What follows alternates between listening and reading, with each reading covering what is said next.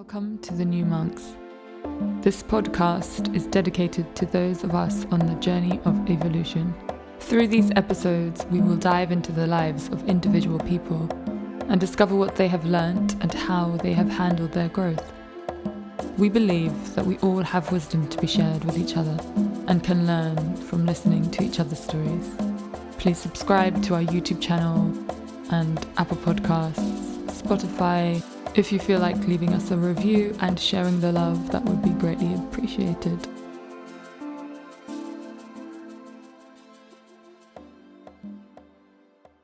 So this is just a heads up because, there's a lot of information that is coming to light at the moment, and through these episodes, each person is going to share a different side of that for them. Now, this isn't to say that every single thing that is shared here is going to be 100% accurate, It's just not where we are right now. It's just not the case of the unraveling and the disclosures that are being revealed to us. Obviously, things are always changing, and in one moment something can be so real and so true, and the next moment is completely shifted and changed into something else. This is the journey of evolution. This is the journey of ascension that we are going through right now. So this is just an invitation that your discernment is really, really important. As always, as usual, please take what resonates and leave the rest. Thank you. Hi, and welcome back to the New Monks podcast. In this episode, I'm speaking to Vikram, who I met on my travels in Goa, and we ended up having a mutual friend in common as well. But I initially was intrigued by his conversation because last year we went to Auroville and we sensed there was a bit of a disruption that was taking place between the government, who is now coming in and asserting certain things there, and some of the people that have been there for a long time. Something was unsettling a lot of people there. And after I met him, one of the first things he said about Auroville was that, a lot of what is happening there is because of him, and he was the main disruptor there. So I was very intrigued as to what was really going on and what was really happening. And also, he's got a backstory to what happened to him personally before he went to Auroville. And really, this is about jealousy, raw human emotions of jealousy and backstabbing and people tearing him down, his character, his name, everything that he had, he having to start all over again, and then the same thing happening again, and then him realizing that he has to stand up and fight. And in the episode, you'll get to hear more details about that and why he did what he did, and what was really happening in this spiritual community of Auroville that started with such pure intentions from Sri Aurobindo and the mother and has turned into complete chaos. Enjoy the episode. To the New Monks podcast. So before we begin, I'd like to just take a few deep breaths in. Yeah, I could just feel my throat chakra opening up so I can speak well.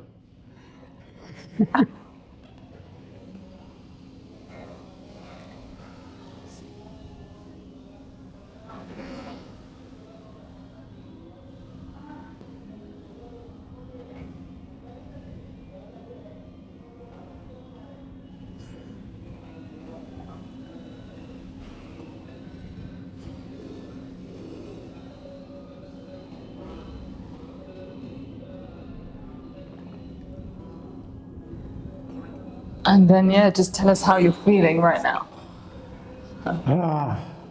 Well, consciously, I think today has been very challenging physically. First, a cup of coffee, now it's 12 p.m., so yeah, it's fine. Love it. So we are in Goa now. We met the other day, and basically you told me that you were living in Auroville before, and I visited there last year, so I'd love to hear more about that story, but also maybe we can start before that. Like, how did you end up there? What was your journey into? Well, life is completely a journey where you're just constantly going on, and sometimes circumstances and the universe doesn't play out the way how you wish it to play out. But then again, you're in a flow, and that's how I landed up in Auroville when I was a very successful entrepreneur in Bombay. I had 4 pubs, I was into restaurants, I was a socialite, a lot of things.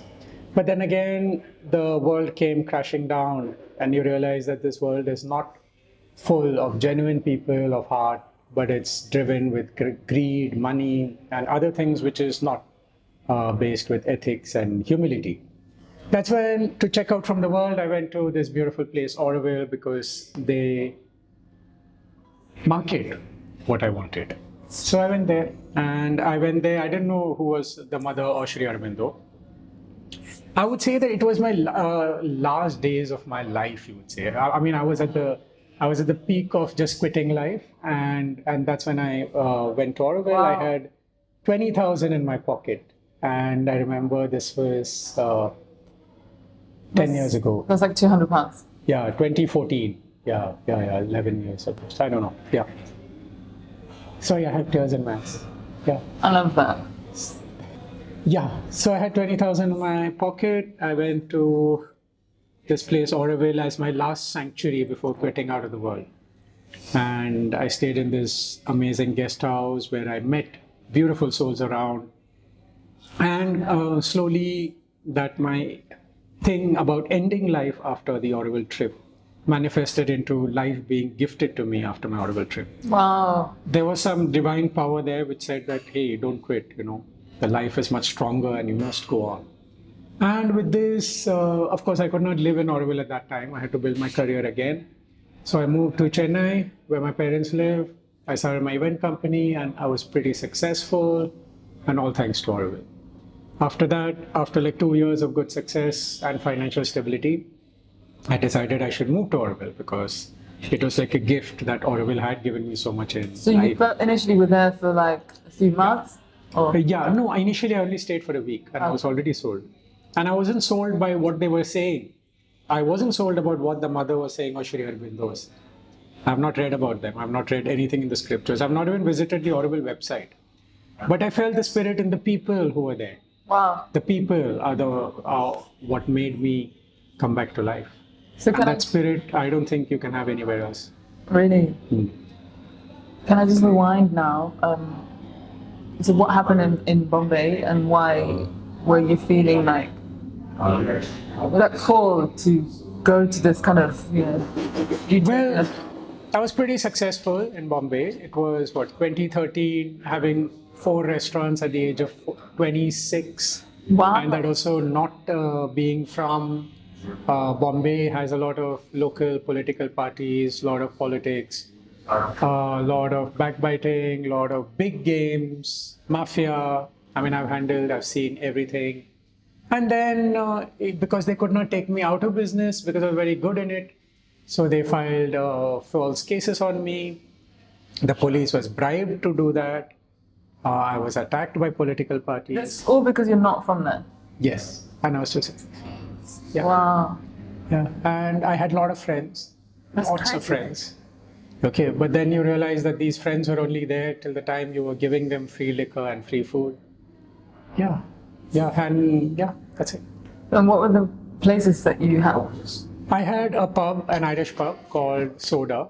It was better than Hard Rock Cafe. We were before Hard Rock Cafe ever came. Started in 2008. After that, it was so famous that we had 4 more franchisees. Yeah. So why do you think it was so successful? Why? Because actually, it was a very small, dingy place.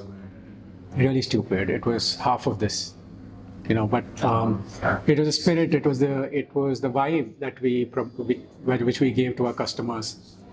Restaurants is not where you make money. From outside, everyone thinks that it's a lot of money, a lot of glitz and glamour. But reality is that you have to do a lot of work. And for me, it was a passion-driven business. I was always a people's person. And it was me who made a community as such. So we were the first place to go to, which is to give consistent music consist in hospitality and love and heart, which other places didn't serve. Love it. So you're saying, yeah, there's not that much money, but you did it because you loved it. Of course. Yeah. Yeah. Like anything you do in life, it has to be driven with passion. You cannot do something and become a robot. I mean, it's not going to be successful in that way. Yeah. Yeah. That's it. So basically, how long were you doing that? In Bombay? From my childhood, I was from Bombay. My kindergarten education, everything was from Bombay. In fact, I am a Bombay person. I'm a Mumbaiite. I grew up there. But what to do? This is how the world is. Yeah. So do you think there were other reasons that they were trying to, just because you were successful? Genocide? Yes, of course. Of Yeah. course. Yeah, simple. And in 2013, there are some things that you won't hear in the media, and I'll be very bold to say this. The biggest mafia in our country are the police. So if you want to get something done, go to the police, bribe them, they'll get everything done, and it'll be very official. In 2013, one false case on a person used to be at the rate of 50,000. That's it. And after that false case is filed, then you fight in the court for another 10, 15 years to prove your innocence, which shouldn't exist. So Welcome to our land. did you have to do that? I'm still going on with it. Yeah. I'll tell openly. The police filed 4 false cases on me. They put me in jail for 7 days. Really? Yes. I came out, I fought them. I have 20 gigabytes of sting operations of police trying to ask bribe from me. Everything in my hard disk. Everything. Messages of police trying to threaten me, extort money. But I was always a staunch, straightforward man who believed in law. But law, how much time does it take for you to prove law? Yeah, that's the whole thing. So would you rather bribe the police 2 lakh rupees when he asks you, or spend 20 lakhs for another 15 years? Yeah. That's the thing. So what have you done? I'm the fool. You did this? Yeah, of course. A straightforward guy is not meant for the country. This is why, and I will openly say that intelligent people from our country are going abroad, because the system, the people are not conducive for ambitious, hardworking people. Yeah. That's why.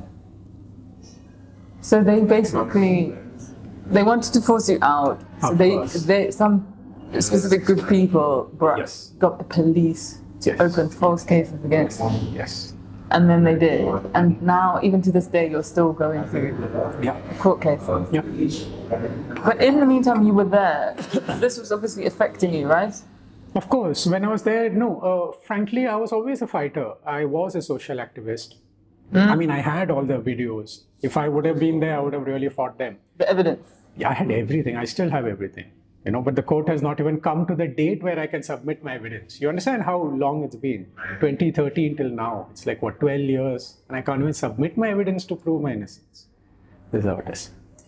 Nonetheless, I'm a free man. I'll never go to jail. I'll never be convicted. So I'm openly telling this. But reality is that why I lost everything, my power at that time, was because my family did not support me. The people who were closest to me did not support me. They thought that I did something wrong. They didn't know the complications of agreements and what happens. Yeah, because what I was saying happens to be almost like a fictitious Bollywood movie. Like, who would actually do all these politics and games to fix someone out of business? But it is reality. This happens. So wow. So they didn't believe that it was the police were bribed. Yeah, they know now. They believe now. Really? Yeah, of course they believe now, but not at that time. Because see we and also I'll tell you more. Yeah, I was married for 3 years. So yeah, what really broke me was that she left. Yeah.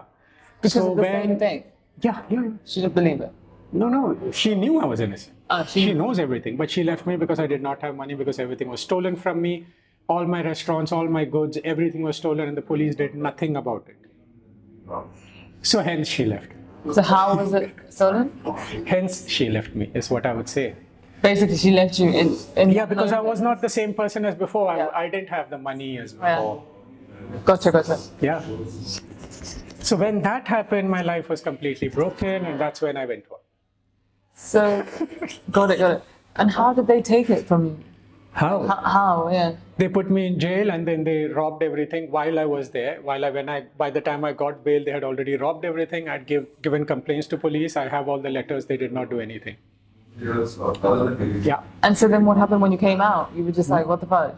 Yeah. I came out without a house, Without a without a house? place. Yeah. My house was stupid. My wife gave it away. Some dumb shit.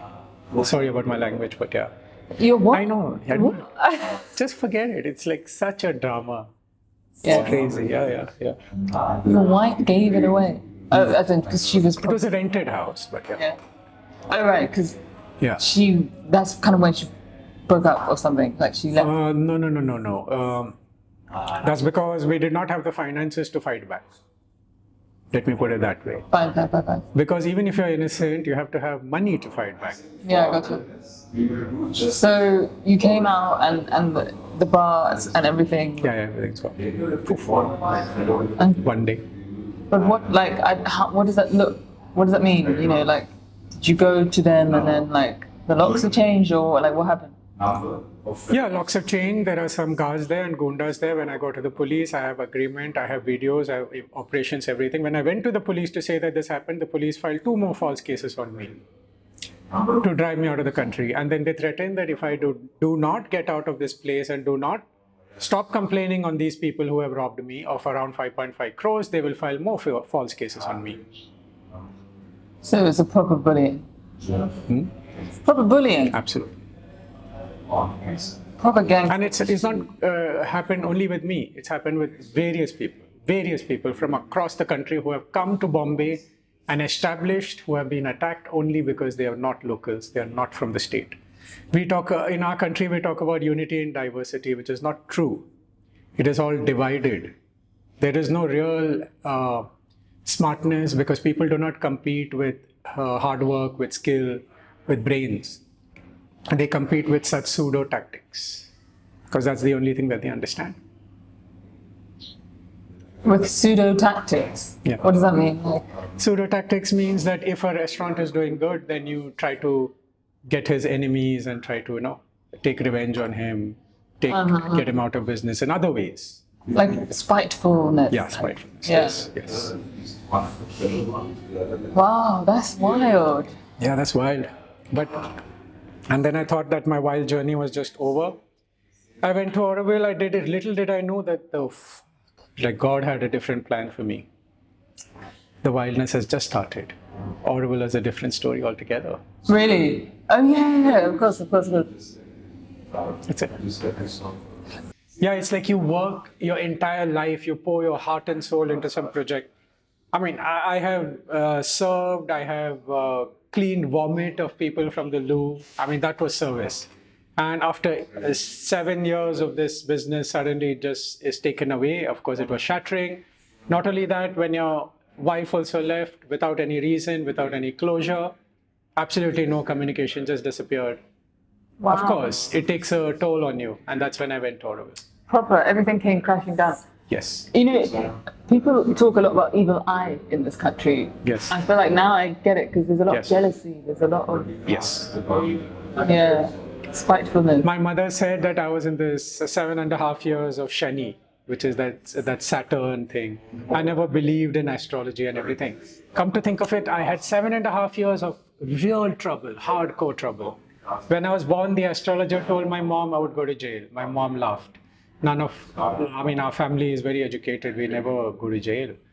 My grandfather was a high court judge. So, yeah, we come from an educated family. I'm the black sheep. I went to jail. Yeah. Oh, you did go to jail for 7 days, right? Yeah. It's called police and judicial custody. It's like some kind of a weird thing where even if you're innocent, you have to go through it because apparently the police needs to keep you there to investigate you. But yeah, they did not do anything. Even though it still takes years. Of course. But ideally, the police should finish the investigation in that time. Yeah, but they don't. They should take all my evidence on record on that time. But do you think the police is going to take evidence of their own videos? Yeah? No, they won't. So, and how were those 7 days for you? Were you? Oh, frankly, wow. Oh, wow. Of course, when you go to jail, when you're innocent, it's a complete different ball game.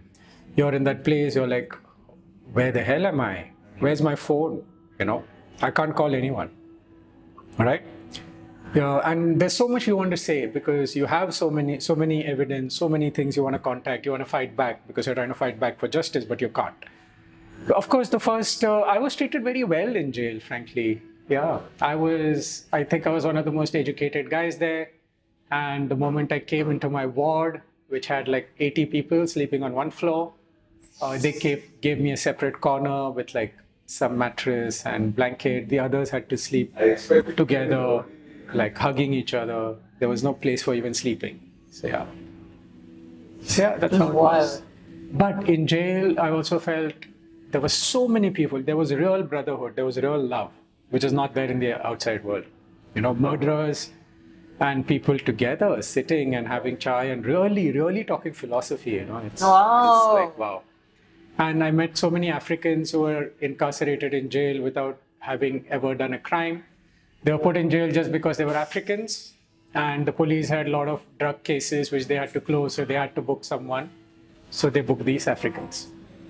Most of these Africans are there, and their parents, they don't even know that they're in jail.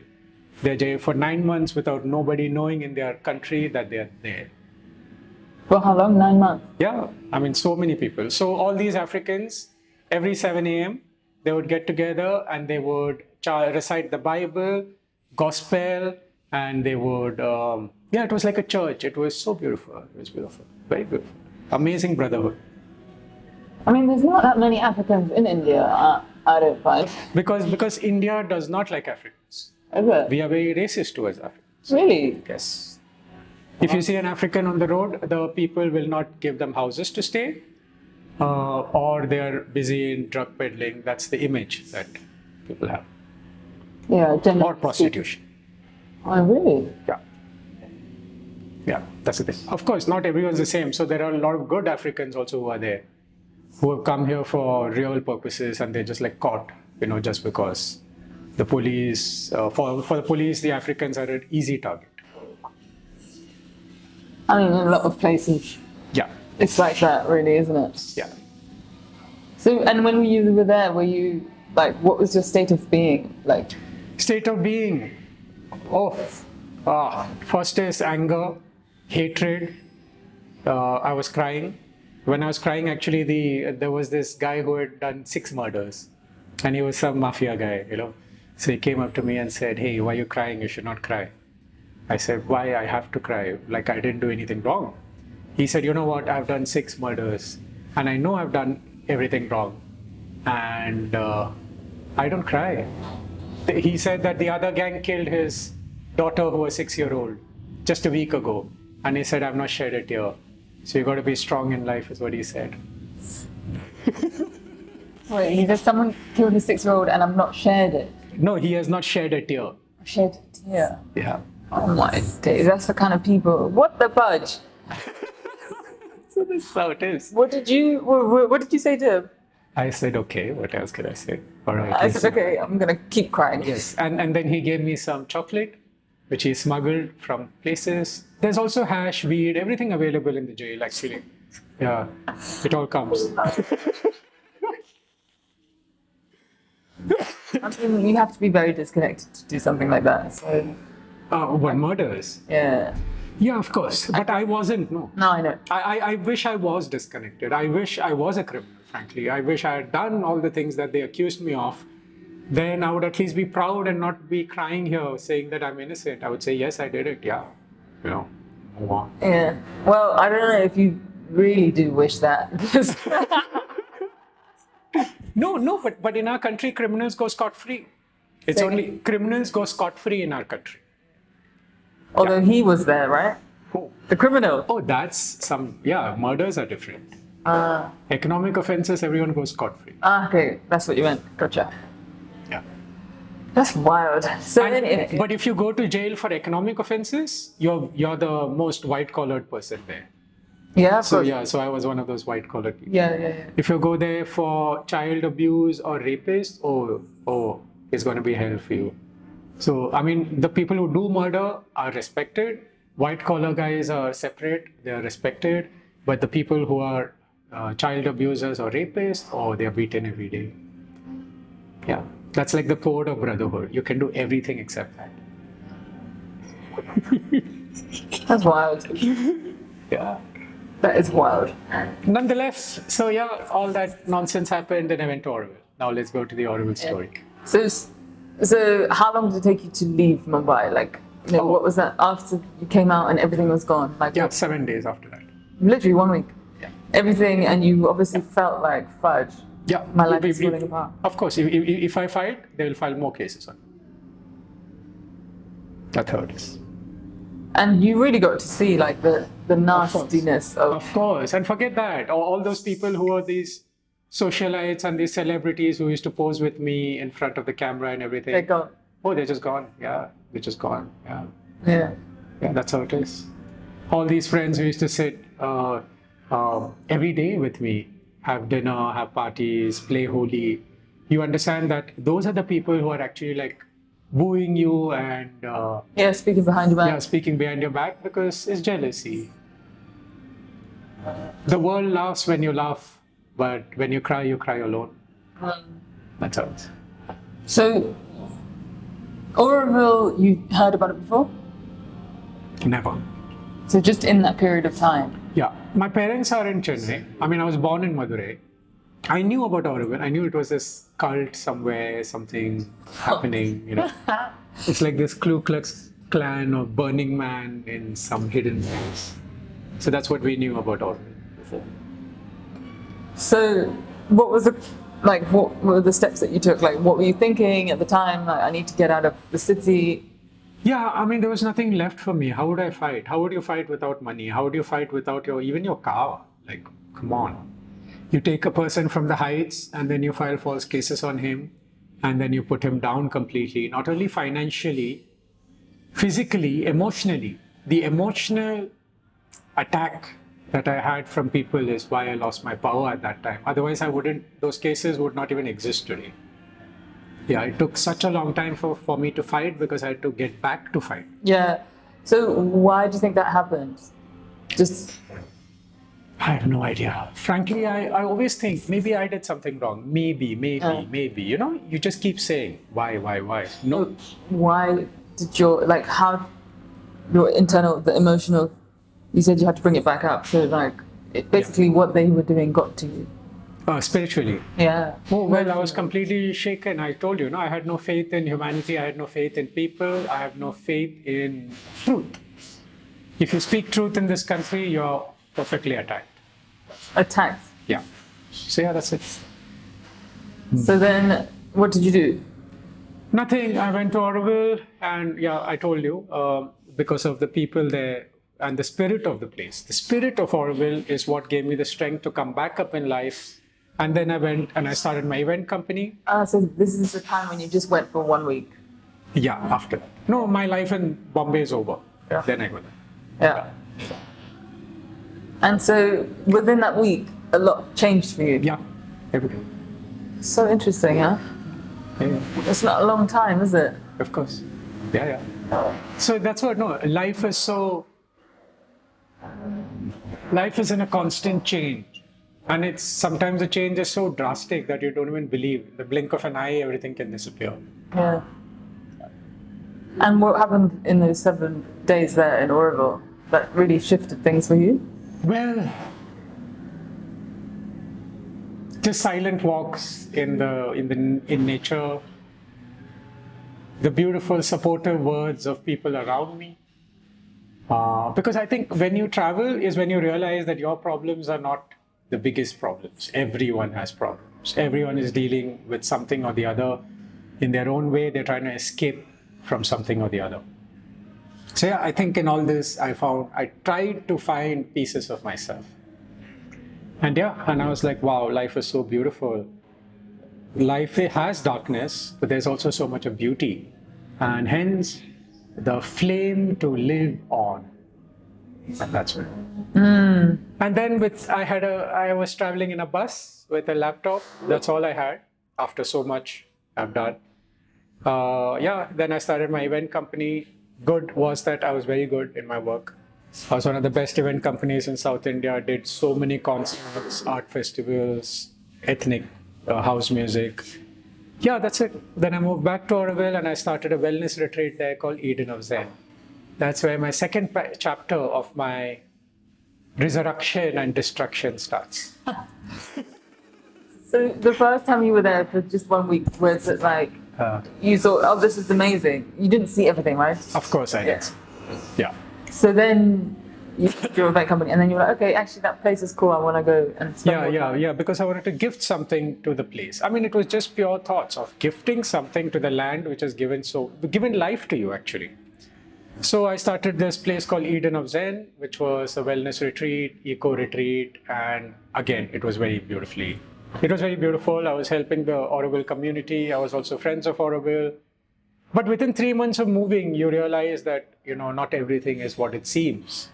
And especially when you come from Bombay with so much of baggage already, so much of experience in politics and law and all this, you're like, it's not rocket science. You finish, within 3 months, you understand everything is a lie and a fake. But not everything is fake. Sorry, I correct my words. The institution is fake. The spirit was real. And the spirit of the people is what kept me there. The small, innocent, beautiful people, the volunteers who come there, they pour their heart, sweat, and blood for the project. Yeah, that's what kept me there. And that was the love of everything. So you left the event company, everything, and yes. Slowly, I started dissolving my event company. Of course, I was doing it, going to Chennai and coming back, but it wasn't full force because for me, after Bombay, I've seen money. I used to do a sale of 150,000 a day per restaurant, 4 of them. Wow. I had 120 employees. So I've seen money, but I wasn't behind money. I was behind life slowly. And I was behind life.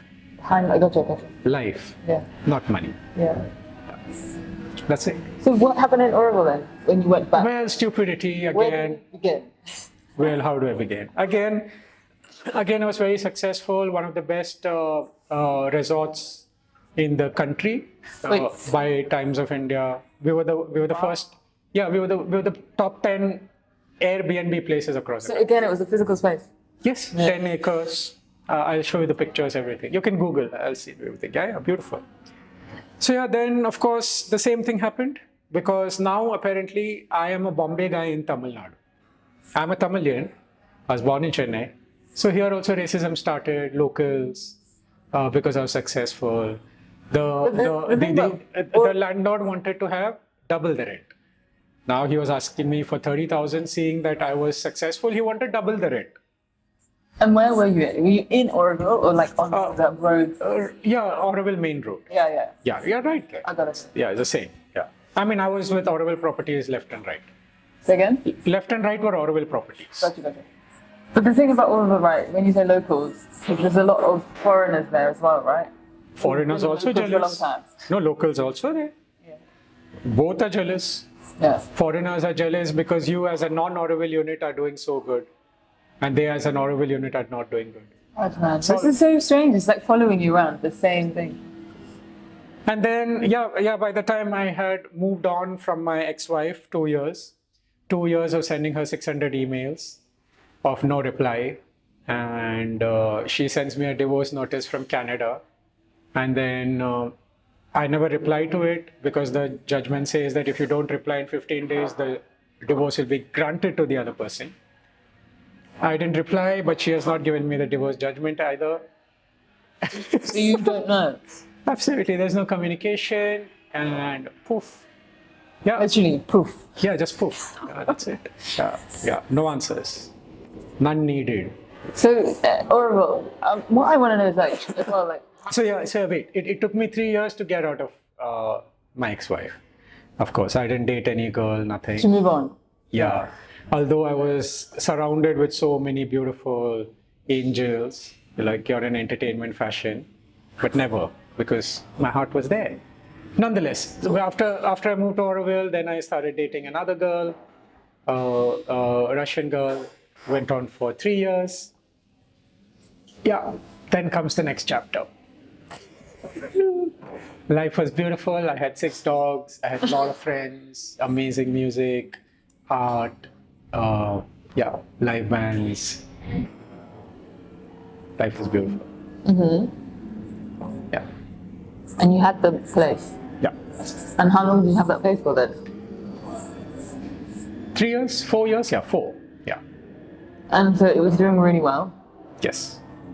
And then, And then the landlord wanted double the rent. Now I'm a city boy, educated, already has experience of law, police, everything. What does he do? He goes to the court, right? I mean, that's what a normal person does. Like, come on, if you're going above the agreement, you go to court. So I did that. Because I did that, physical attacks started on me and my premises and staff by the local guys. Police were again hand in gloves. Again, I've given amazing complaints to the police. Again, hand in gloves. gloves, what does that mean? Means they're together, hand in gloves. Hand in. Yeah. So yeah, that's it. Same shit happened to me. I don't know why. Maybe it was karmic retribution. I was attacked by 40 people, pre-planned attack on Diwali night on 19th October 2017. With the help of police, 40 people tried to murder me and my staff and everything. I have like cuts here, my finger was cut. And after this, the police arrested me for attempt to murder and put me in jail for 7 days. But this time I fought a lot back. I came out, that police officer was suspended, but the police did not drop the charges on me. Then they filed false charges. I mean, they filed charges on them. Then I realized that the Auroville institution was behind my attack. This is like a movie. Yes, because the land that I had taken was actually Auroville land, and it was in possession of the villager because Aurovillians and the villager have been together since 1975. What's the villager? Villager is the normal person who's there. Yeah. So the story is that in 1975, there were fights between the ashrams and the foreigners. There were two groups, like how we have groups today who are fighting against the tree and everything. There was foreigners and the Indians, that the ashramites and the Aurovillians of the mother, followers of the mother. So at that time, the Congress government was supporting the foreigners. Hence, around 300 people were murdered or disappeared from Auroville. This was during 1975 emergency. Not even one case was filed, and all these things were buried under the ground.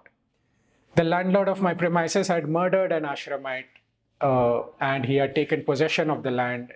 And from 1975, although the land belongs to Auroville, on paper, it is in the possession of the villager, with the help of Auroville management. Like this, I realized that more than 3,000 acres of land have been squandered here and there. Around 300 acres have been encroached, or basically all the land mafia criminal gangs in Auroville, the people who attacked me, they're all funded with factions of Aurovillians. And they are local, or they look? No, foreigners. The top kingpin of Auroville land mafia criminal gang and economic offenses is a German. So, are you saying now that, well, like, what does that mean that it's owned by the villagers? Who? The land, you said this. No, the land belongs to Auroville. Auroville is a government of India project. Yeah. So, look, this is the land. This is Eden of Zen. This is my land. I've taken it on rent from the villager. Oh, okay, that's why. You took it from the Yes. villager. Yes, because yeah, he's the guy. I have agreement with him. I've taken rent on him. But then when I go to file case, I found out in the registrar that the land belongs to Auroville. Now I get it, yeah. I went to the Auroville institution because I was friends of Auroville, and I told them the land belongs to you. Yeah, then the attacks on me escalated. But did they not know, like, surely they knew that you Of course, they knew everything. They Of knew course, it. they were all hand in gloves. you were paying the villager, not them, right? Yes. So when you went there, what happened? Like, they must, Attacks on me increased, and yeah, police started. Of course, police was bribed. but what did they want when you went to them? You said, when you said this, your This is your land. They said, "Oh, this is our land. Oh my God, you're absolutely correct. Oh, I didn't know. Oh, let me take action." And that "Oh, let me take action" has gone from 2017 till date. But what does that mean, take action? To do what? Because they have to take back the land. The land belongs to the government. Someone else is sitting on the land, right? Oh, so you mean there's a fight between them and the villager? Yeah, ideally that's what it should be. But you were in between it, or? Yes, no, but there was no fight between them. They were both together. That's I didn't know they were together. You understand? But how are they doing it together? Because although the land on paper belongs to Auroville, if people from the administration know this and do be silent, okay, give me some money per month, or you have 10 acres of cashew fields, every year you're making 12 lakhs, give me some money, I'll keep silent. That's all it is. And so who's doing that? The villagers taking it and giving it to Auroville? Is that what you're saying? Yeah. Or Aurovillians. So there are people who are sitting in the administration, right? Yes. The land department, Gotcha the now. economic department, those people. And they're basically getting the locals to Yes. help them. Yes. Kind of So then I realized that, oh my God, Auroville is not just like what it completely corrupt. It is. Oof. You think that there is corruption in Bombay, Auroville is out of the world. It is like a parliamentary act from 1975 from Prime Minister Indira Gandhi till today, Prime Minister Modi. Everyone has keen interest in Auroville because, let me tell it very openly and bluntly, because it is the most biggest spiritual money-making machine in our country without purview of law, through which for 5 decades, economic offenses, child pedophilia, rape, murders, beating people, donation fraud, everything has happened under the disguise of a spiritual human experiment. But that is so sad. Yeah. So disappointing. Yes, that's it. But when you say it's the biggest money, but who's getting the money? Everybody. Or the government as Everybody, well? from top to Really? till Delhi. Like the government as well? Yes. You see how many foreigners are being deported from Goa? Yeah. No. I mean, you see, so many foreigners have been deported from Goa for not following visa rules. Yeah. But in Auroville, you do. I mean, the person who has displaced 300 people, they will never be asked to leave. They would be encouraged to stay and steal because they are the channels of money. They're needed, yeah, Yes. in the operation. Auroville International, which is abroad, are just like shell institutions who are using the name of Auroville and collecting donations, keeping some money for themselves, and giving the money to their buddies who are sitting in Auroville. This is crazy. Yeah, it doesn't go to the right purpose. So why do you think that happened? Because like Sri Aurobindo, they had pure intentions. Of course. And I have read some of his books and it's amazing. Yes. And also even just the concept of why they started that was about the human evolution, right? Yes. So what? So now I was already in a spiritual path at that time. I mean, of course, if you're going to Auroville and moving, you have some kind of spiritual calling. I'm a Brahmin from birth, Hindu, but I went to a Catholic school after all this nonsense which happened in... Can you just explain what that means? Because I think people not from India won't get What? Can you explain what that means? What, Brahmin? Yeah. Well, Brahmin is this educated people from South India who are like vegetarians who pray to God, and yeah, usually the scientists and the mathematicians are all Brahmins. Yeah, from South India. And this is just like through your family, right? You're born. Yeah, all my family. Yeah, but after Bombay, when the world was so bad, I also went into Satanism. I read occult practices, Satanic Bible. I also had the tattoo of Satan on my chest. Not anymore. Not anymore, yeah. Oh. I've evolved from it. Why? Because why did that happen? Because when there is no way to fight back what is true, when the law doesn't support you, when people don't support you, what do? Do you want to go and kill them, or do you want to fight them in an energetic field? Yeah. Oh, you were trying to. So I was doing occult practices and all that. But what happened to you in Bombay? Do you think that also led you onto the spiritual path? Yes. Because it's like a complete shake-up, Yes. questioning everything. Of course. Yeah. And after Auroville, I knew that whatever I was doing was absolutely correct. But instead, like Bombay disappearing and not fighting back, in Auroville, I said no because of this corruption and system. Okay, today I was attacked, but I can see all my friends who don't have houses, who don't have money to even have food, who are scared to even speak up, who don't have a job, who are not allowed to grow. I mean, all of their lives are being destroyed. So I decided it was high time that this kind of nonsense should be told to the world so that change happens, so that Auroville comes back to the right purposes for which it was founded. Then started my big journey, I would say the long escapade of the Auroville files. The Auroville. Files. Files. Yes. So I started this website called, Metaphorical. yes, the Auroville files. I had friends, and I mean, of course, I had access to their internal communication system. I removed all the corruption data that they had, over 650 pages of corruption, land dealings, economic offenses. I made a website. I started making videos, putting it up, everything. Like Julian Assange. Yes. And of course, I got a lot of flack from the community. None of them spoke to me. My girlfriend left me. In fact, I think I was more in love with my girlfriend than my ex-wife. So yeah, when that left me, I was like, fuck, like, sorry about my word, but yeah, even... Because they're scared. Yeah, they're all scared. They're all scared. She also never spoke to me, ever. Like, everything. Yeah. So, This is so bizarre. It's like the same Yeah. thing and it happened again. yes, it happened again. It happened again. And it was like absolutely absurd.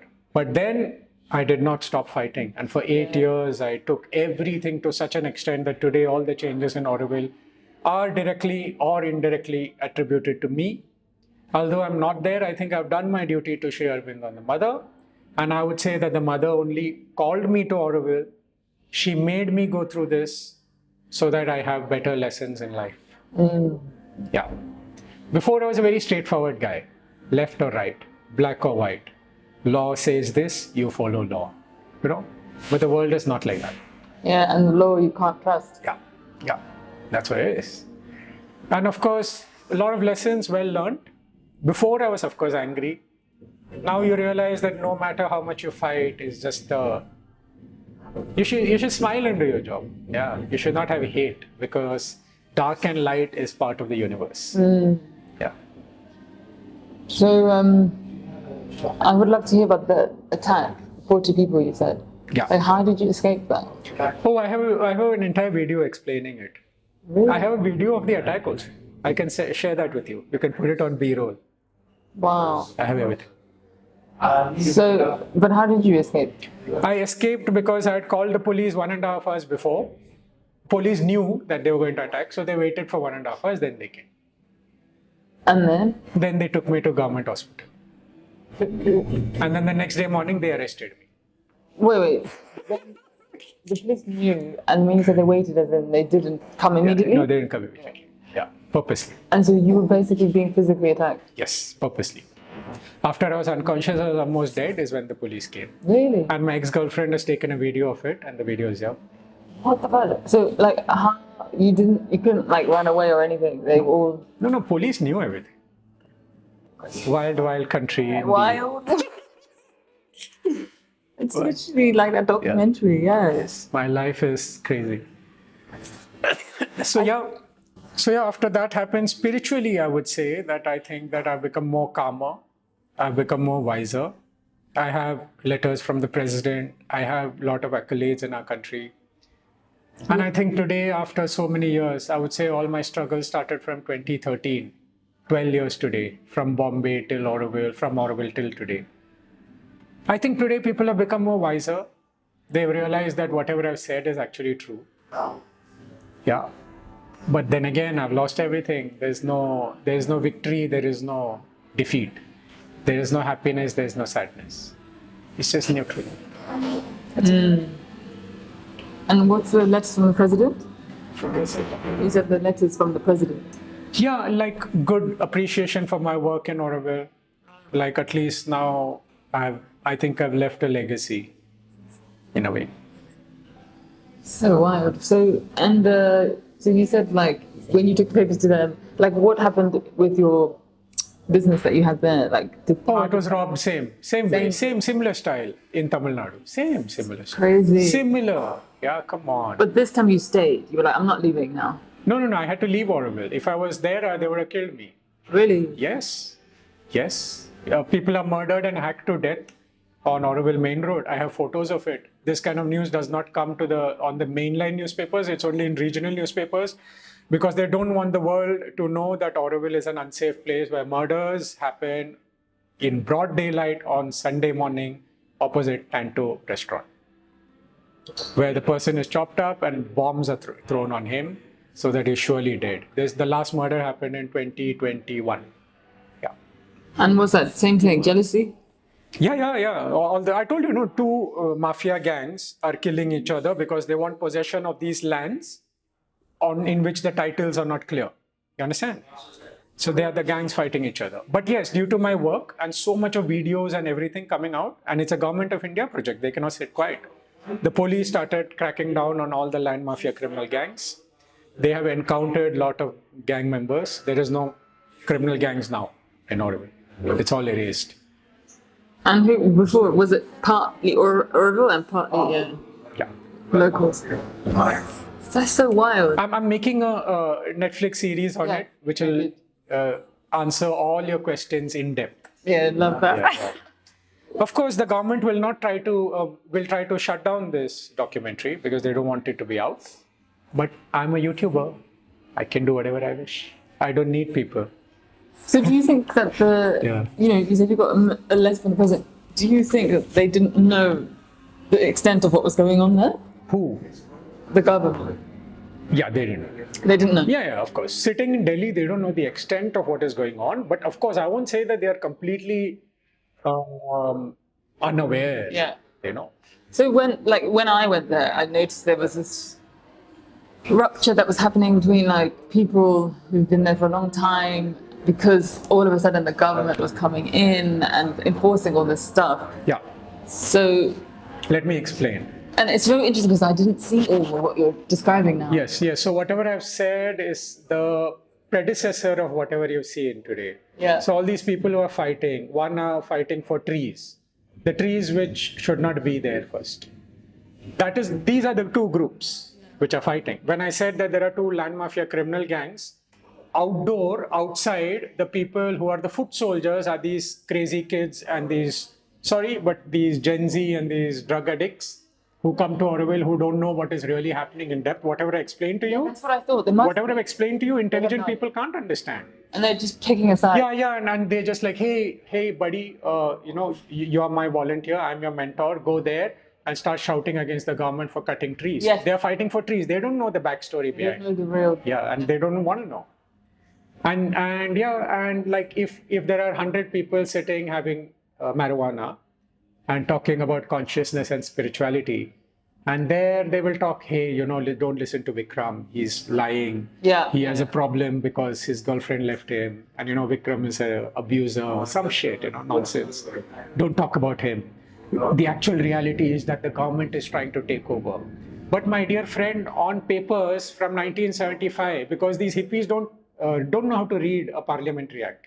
It was always a government of India project since 1983. Always. The government has not taken action so far.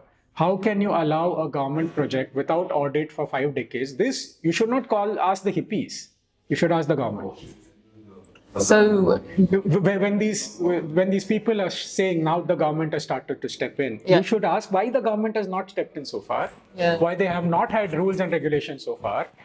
Because of that is why all this has happened. Yeah, because it's a complete mess. Yes. Yeah. Yes. So part of what you were doing is to glue them in. To glue them in. If you have financial audit, all those people who are sitting without housing, who say I don't have money for food, all that would be done. But the land mafia guys are collecting crores of money and they are investing in lands in Kodaikanal, which this hippie who is smoking does not know. Yeah. Sorry, and I have videos of drug parties in Auroville. That's all on my YouTube. Everything. Like you would see like a crazy Burning Man happening there. Really? Yeah, with hard drugs. So that's there. This sounds. Why do you think it's? So I cracked down on drugs first. Yeah. Why? Because the foot soldiers, I call them the foot soldiers who are like rallying. Yeah. For them, if you cut down the supply of drugs, they'll probably like come back to senses and realize what is really happening. Yeah. So they hate me more, of course. So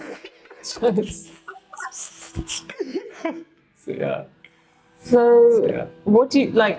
These people must be so annoyed with you. Like, what have they cracked down now on this property land thing? Yes, more or less. But then again, every government is smart. Yeah.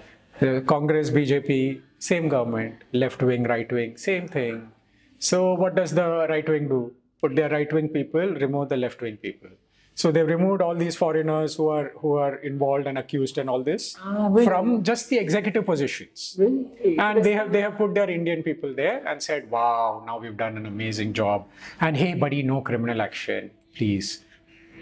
Because if I take action on you, foreigner, you German national, Frederick, then I have to take action on myself because I've also done the same thing. So yeah. So outside, both of these groups are fighting. Internally, they're trying to save each other. And the government is also with them.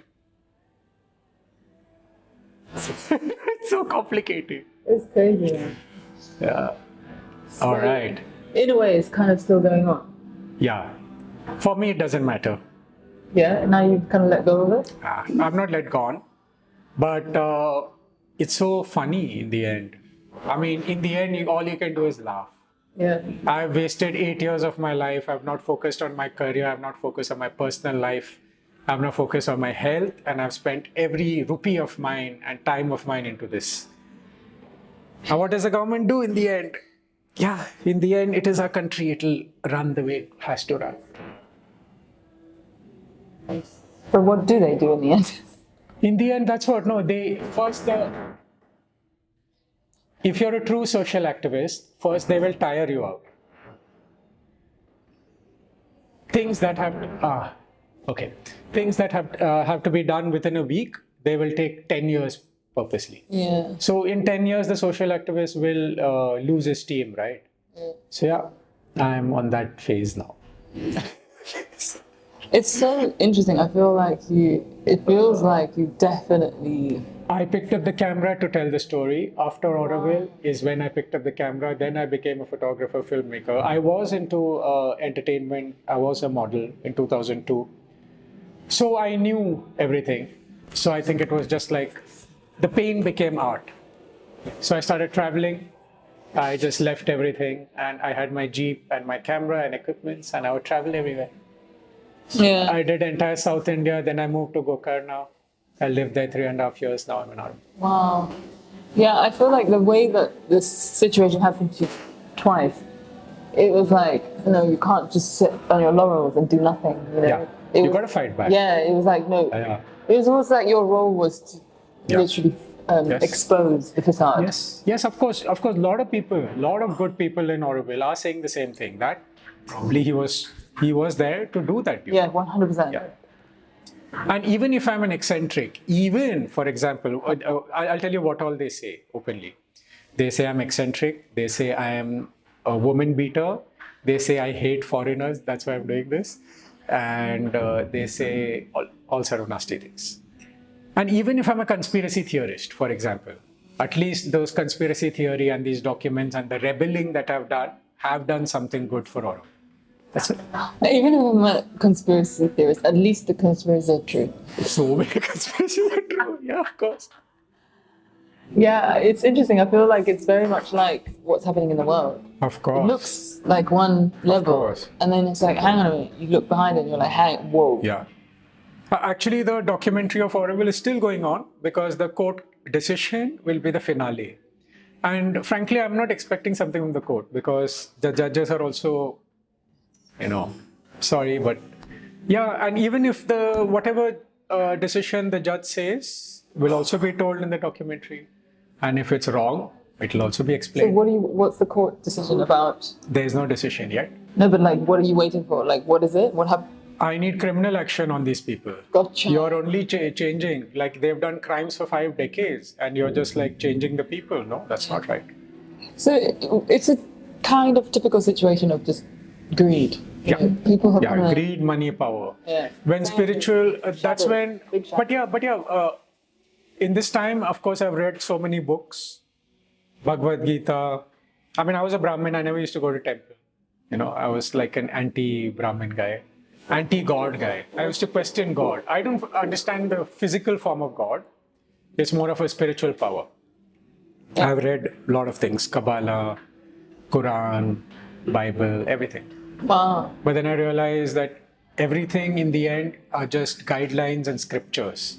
The reality is how you live and how you spread love and light in every moment of life.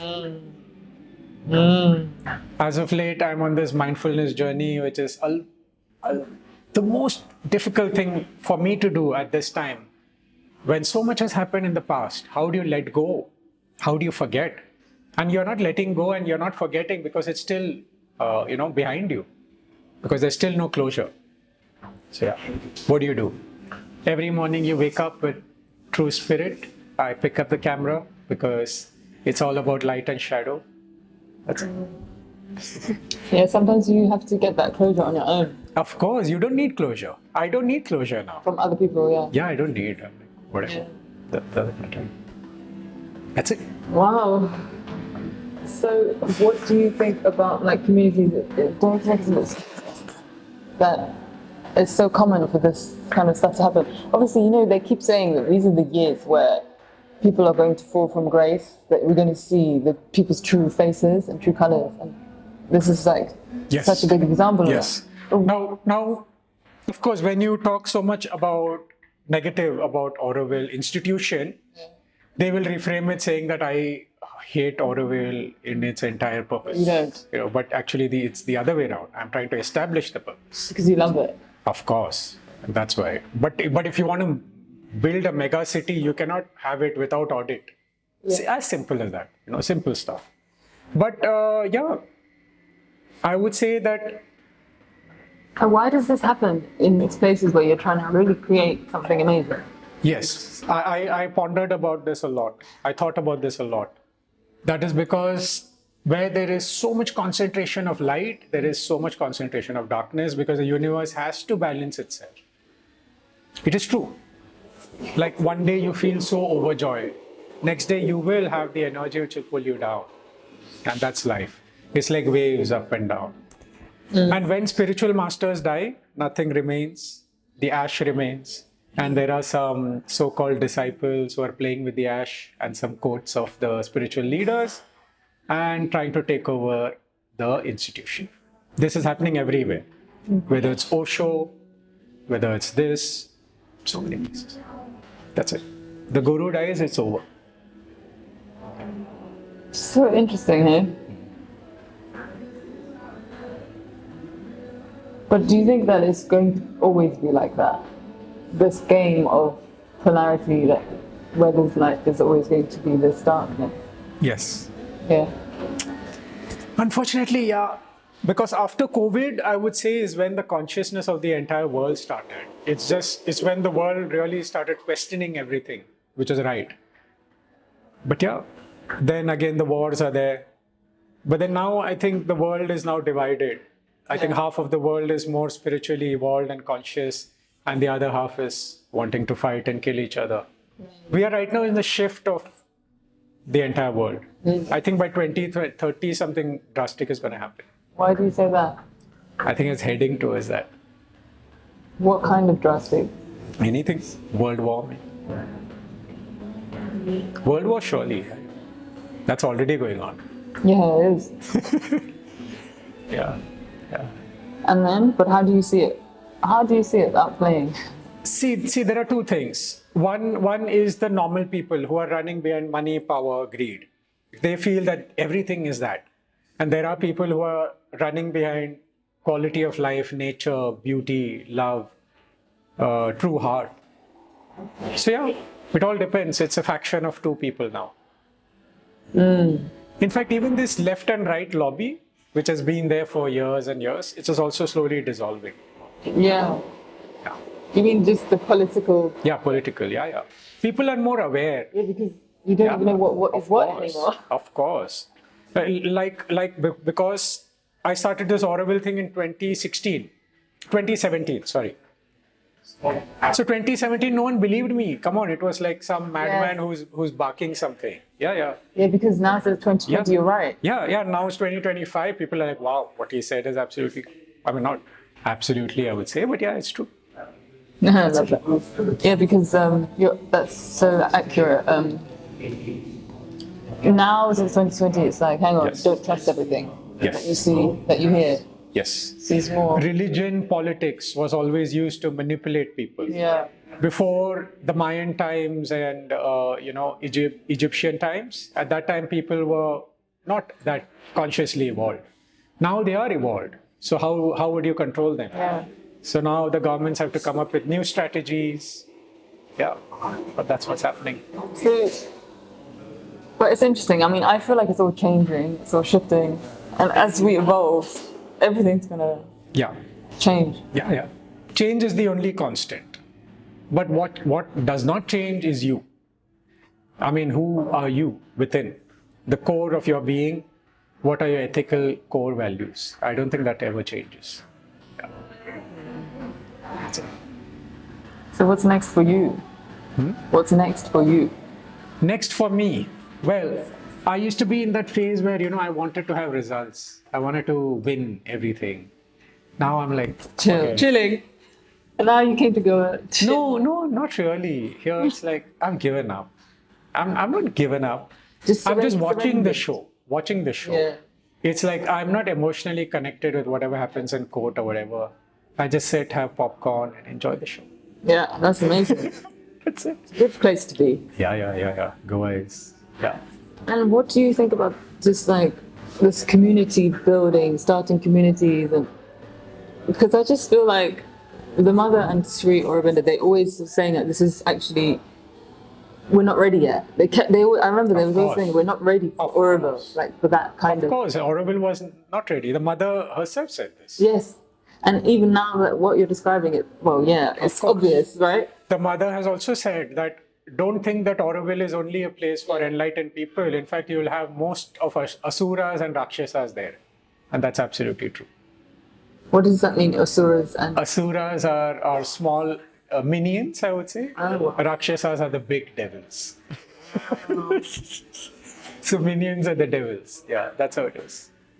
So these groups who are fighting each other, they're controlled by the devils who are like puppet masters. Wow. So, because I feel like there's a big, what's the word? Calling, a lot of people are feeling to be in community and to live in communities, but like when you create something and it turns into this, then you don't want to do it. It's like, what is this? See, the whole thing about community life, eco-living, sustainability has been hyped too much. Hijacked as well. Yes, it has been hyped so much that it has become a fad. I'm doing yoga, wow, So true. I'm doing meditation. Oh, you don't do meditation, you're not conscious. I think it's become more of an ego hassle now. Yeah, and greed and yes, all this stuff. and communities which come together. I mean, what is community made of? It's made up of people, guided by some values. But people are people. People come with greed. People come with evil. People come with emotions. Yeah, that's how it is. That's so true. And hence, communities come and go. Yeah. But I like to ask this question to everyone: is what does freedom mean to you? Yeah, sure. Yeah, you check out my video, What is Freedom? Oh, you've done one already? Of course. 15th August, check it out. You like it. Same thing. What is freedom? Yeah. So interesting. I feel like you must have, what's happened to you in your life, it must have created so many questions for you to ponder. Of course, yeah. Right? Of course. Yeah. And a lot of lessons to learn. Like, of course. I feel like this life for you is a big initiation. Absolutely. Do you know what I mean? Absolutely. Yes. Because you need those things for your soul to evolve, to learn. Yeah. Sort of, but it's a very tough lesson. Oh yeah. It's very easy for people to say, oh, it was the universe. Oh, you should be like this. It's difficult to live it. Yeah. I mean, it sounds like a lot. Especially it didn't even just happen once. Yeah. But then today, after so many years, I have won so many hearts across the world. Oh. I've spread love and light so many places. Gokarna, the beauty, even Auroville. How many friends? Yeah. And I think now I'm in this good space of true consciousness where everyone's connected. Yeah. How did you get there? Well, first is that you yourself. It only starts with you. So when you are true to yourself, when you're doing your karma, you attract that kind of people. Yes. Yeah. Actually, my uncle told me, of course, we come from an Orthodox Brahmin family. He said that maybe all this happened to you because you sold alcohol in your restaurant. Oh, wow. Because you spoil so many people, because alcohol is a bad vibration. I would say, yeah, maybe. Yeah, maybe. Yeah, yeah. Because I'd never drank. Why did I did alcohol business? You never drank? I mean, I do socially one glass, but yeah. Well, not really, yeah. Yeah, that's interesting. I always wonder about that kind of stuff. Cause, Yeah. Maybe because you were too aggressive. Maybe it was your attitude. Maybe it was your aura which was attracting jealousy, evil. Possible. That's all.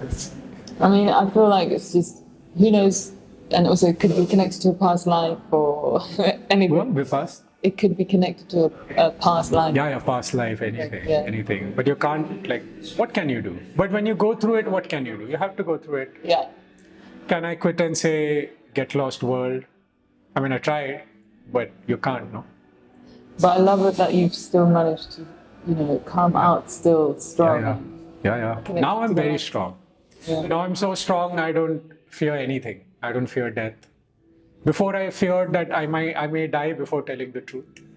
I may die before exposing the Auroville story or proving my innocence in Bombay. But now even that I'm not bothered. Because it just, that's it. So for me, every morning is a rebirth. It's like, wow, it's a new day, it's a new beginning, go and strive ahead. And especially when you're in the creative field, you have to be in a very creative, nice space. Otherwise, you can't sit and edit stories and do storytelling. And for me, the camera and its work has also been so spiritually rewarding. People skills, vibing with people. When you're in the shoot, it's energy. Beautiful. I was doing Kundalini meditation for 10 years. Yes, what was occult practices before, then turned into light and Shanti. What do you mean? What was occult practices before became more light and Shanti and love. What do you mean by that? Like I told you I was satanic Bible and all that. I thought you guys said that. So that kind of a cult Yeah. turned into Yeah. working with the light a bit more, I guess. Yeah. So what do you think are the biggest lessons that you learned these past 12 years? Yeah. All that you went through? Oof, what do you want to know? Lessons. What are the lessons I've learned? First lesson is that, what are the lessons I've learned? Never give up. Yeah. Never give up is probably the first lesson. Second is never base your approval or validation on others. Be true to yourself, walk your path. That's it. The world will never go the way how you wish it to go. You have to love yourself, and you have to have so much of love for yourself and belief in yourself that you can step up and walk every day. That's it. That's life. Yeah. And you embrace everything, good, bad, evil, with a smile. That's it. Then life is beautiful. It's the way you perceive it, actually. Yeah. Yeah. Yeah. Then, what is freedom? Yeah. What is freedom?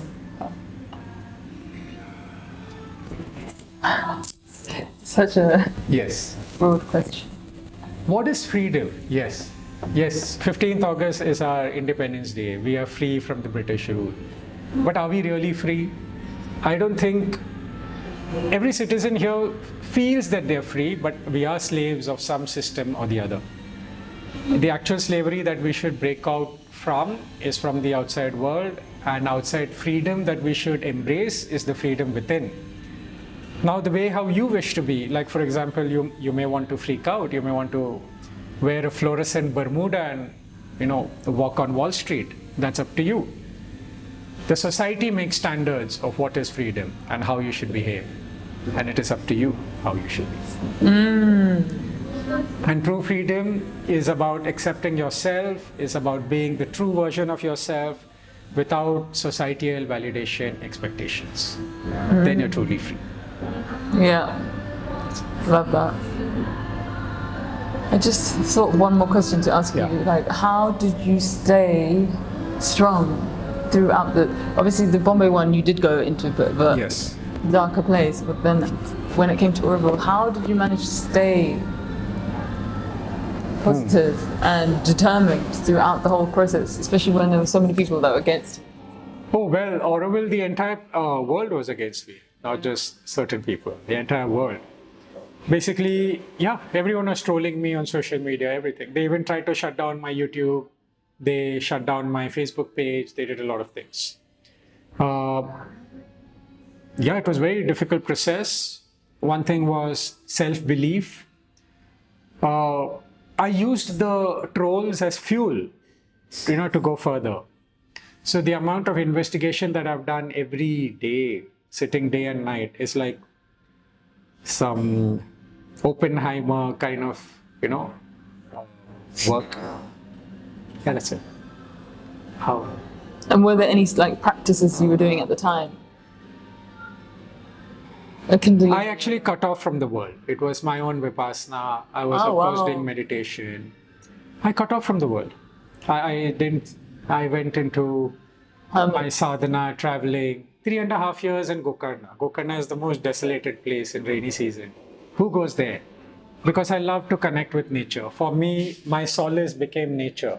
The leaves, the rustle, the time lapses. And if you see, all my videos are inspired from that. It's always been nature. Oh, I love that. Mindfulness through nature. It's the Mother Earth. Yes, yes, yes, yes. Bless you. Thank you so much for sharing. Thank you. Thank you so much. What a journey, huh? Yeah. And also for all the... And also, I try to forget all these things, but sometimes you're going to narrate, then you get a little emotional. Yeah. But then again, you're always in true spirit. But then again, what? You're in true spirit. What else? Yeah, no, just thank you. I know it's the thing, like, thank you for anytime the work that you have been doing to stand in the truth, True warrior of light is what I said when you told me first of all. Light, yeah. Of course, yeah. And I feel like that's what's happening, right? It's molding people into, because I read this post the other day and I feel like it's so true. The spiritual communities are full of people who are like screaming anger into their pillows, but they're not actually taking that into their life and standing up for things that are wrong. Yes. And inhumane. Of course. But like you were just such a great example of like, no, I'm not having this because I don't accept this in the world, Yeah. It's it's very easy to say stand for your truth, speak the truth. You think in this country you can speak the truth? Oof. Please. You think you can have opinions on social media? No. The moment you write something, there'll be 100 people talking nonsense. No. But even in the UK, they've created this online safety bill now that they can take you to court as well. For court, for social media. Yeah. Of course. So it's kind of everywhere, Yeah, it's everywhere. But you still manage to do it as well? Yes, of course. Before my voice was more harsh, before I was more attacking, but now I'm like a news narrator. Yeah. Like I could say that why did the Prime Minister give visa to this criminal, right? I could write that on Twitter. I'd rather say, no, thank you so much, Prime Minister, for giving visa to a well-known international criminal. So, the change of the tone. It's just words. It's just words. You could say. I love my Prime Minister, but unfortunately, his people are stealing so much and he does nothing. So sad. People love you. They're like, wow. What, have you noticed the difference? Of course. It's all on your words. Really? Yeah, it's all on words. Rather than being angry? Yeah. See, like a news anchor. If a news anchor reads, you read with evidence. You vet everything first. So then when you make fun of it, you make fun of it. You're not attacking it. Yeah. I know, it's true. When you're a bit like sarcastic as well. Of course. Like every government, and now it's true that every government to come to power, they need political backing, political campaigns, which are usually financed by the corporates. Some of the corporates are in Auroville. So there are two groups in Auroville, left and right. One funds the Congress, one funds the BJP. That's it. And now the Modi government has told the foreigners that, boss, you get out, but you please give me some party funding. So I heard that last elections, these foreigner crooks have given some money to BJP, hence no action on them. Ah, Welcome, the corruption runs deep. of course. What should we do? That's about it. Yeah, like, amazing. And as well, like I just like how you just live to your own values, what you believe, and Yeah, that's it. because the world is a crazy place, huh? Yeah, the world's a crazy place. Anything can happen. Yeah. Well, I think that's it, really. Thank you so much. Thank you. And it's so amazing to meet such wonderful people, and this is life. This is, I think there is an invisible vortex field of energy which connects people together. Yeah. Like you, me, never meeting, and then Neville, Yeah. London, like wow, We that's have a mutual friend, yeah. mind blowing. Yeah, it's true. But you know what they say, like attracts like. Yep. That's about it. Thank you so much. Thank you.